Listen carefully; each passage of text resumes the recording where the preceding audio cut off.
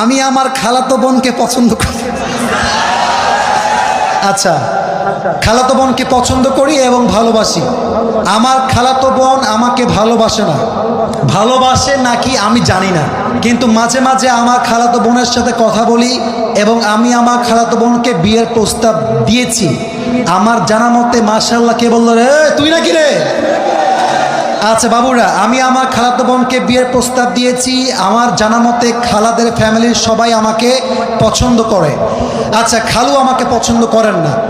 আমি আমার বাড়ি থেকে প্রস্তাব দিয়েছি, তারা বলছে আমার খালাতো বোন তাকে মাওলানা পাস করে, বাবারে বাবা, মাওলানা পাস করিয়ে বিয়ে দিবে, কনফার্ম জান্নাতি, মাশাআল্লাহ। আমি তো চাচ্ছিলাম এখনই বিয়ে করি। আমার জানা মতে আমার খালাতো বোন রাজি। এখন মূল কথা হচ্ছে সে কি করবে, এই হচ্ছে তার মূল প্রশ্ন।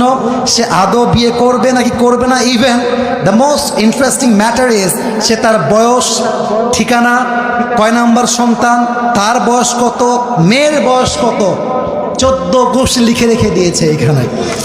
আচ্ছা, okay okay, let me share with you one thing.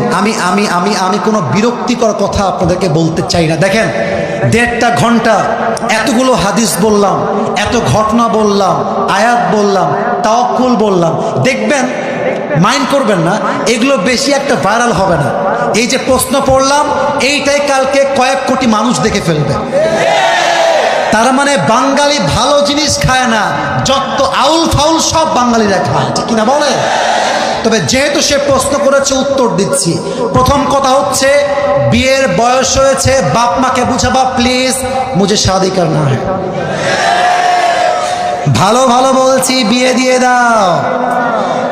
নয়তো যদি না মানো, যদি আমি দেখি আমার চরিত্র নষ্ট হচ্ছে দিন দিন, আমি সবাইকে বলবো বিয়ের জন্য যদি বাপ মা রাজি না হয়, নিজে বিয়ে করবা, পরে গিয়ে বাপ মাকে বলবা বিয়ে করে ফেলেছি, যা করতে চাও করো, আই ডোন্ট কেয়ার।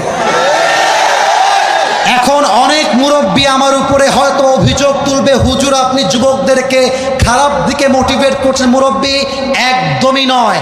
আমি মনে করি জেনার চাইতে 1000 গুণ বেশি উত্তম সেই বাপ মাকে অমান্য করে বিয়ে করা, যে বাপ মা সন্তানের চরিত্র নষ্ট হচ্ছে দেখেও বিয়ে দিতে চায় না।